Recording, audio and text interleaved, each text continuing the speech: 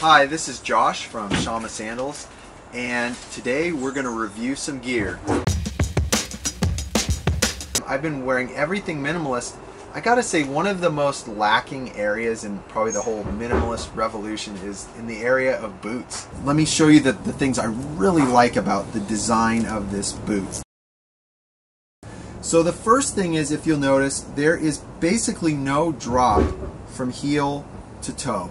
Right? There is this little, what they do is they round the toe just a little bit, I think, so when you step and then you rock, on that last part when you rock through, you're going to kind of roll through your step a little bit more. It's not the worst thing in the world, and I can definitely deal with it. So 80%, 90% of the sole is perfectly flat. So that's one thing I really liked about these. The next thing is there's no arch support. If you look here, it's completely flat. And they weren't tempted to do any sort of build-up on the inside, which I love. So that's great. So that's another big plus. So they're flat, there's no arch support, and then the next thing that's really cool, if you look at the shape, this is something they even put on the box.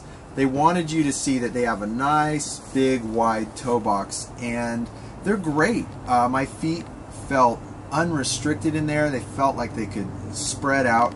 So when it comes to the basics of the minimalist design, they pretty much nailed it, except for one point.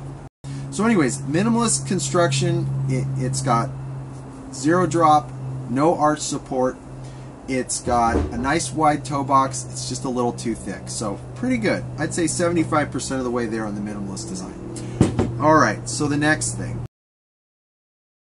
These things look great. They really look nice. They're really straightforward and simple. So that brings me to the uppers. The uppers are a great, probably about 4.5, 5 ounce oil tanned black leather. It's really sturdy, really nice cuts of leather. There's a really nice grain, really nice pattern to it. There's nice stitching, but it's simple, it's straightforward, and so these boots could go with a lot of things. Just a really nice, stylish, simple boot that could work in a lot of situations. So it gets a real high mark there on the styling. Okay, and the brown ones look really cool too. I wouldn't mind having a pair of those. So here are the cons with these boots. They're not too many. I actually really like these. As you know, for all the reasons I've mentioned, like the styling and the minimalist design. The one area that I really, it's going to keep me from wearing them a ton is going to be this stack height of the sole and the midsole. The midsole is pretty squishy in my opinion, and I really want something as a minimalist fan, enthusiast, something that's not as squishy. It's not the worst, but it could be better. It's really where I would ding these boots the most. Said when I'm stepping, I'm not getting as responsive a feel as I would like, and if it was just a little bit stiffer, I think these would be, it would be hard to keep these off of my feet, especially in the wintertime. The other area that I think this is more, it's not a knock on the boot necessarily, but it's what your purpose is. If you're going to wear these around town, if you're going to wear these on refined flat surfaces, light trails, they're going to be great.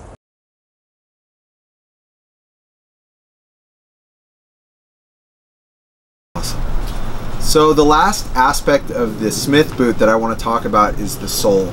Now, the sole is, as far as the composition and durability, I think it's great. It's about 1/8 of an inch thick, and it seems like a nice rubber to walk on, pretty grippy, but there aren't really lugs on these boots. So when I was hiking around in them, they were fine on trails. Mostly I was on really manicured trails, so it would be like either, you know, really swept clean decomposed granite type of stuff, or right on asphalt or things like that. So in those situations I think they're great, but there are not deep lugs on these, so I don't know, really getting off like an off-road type of trail, I don't think these would be the best boot.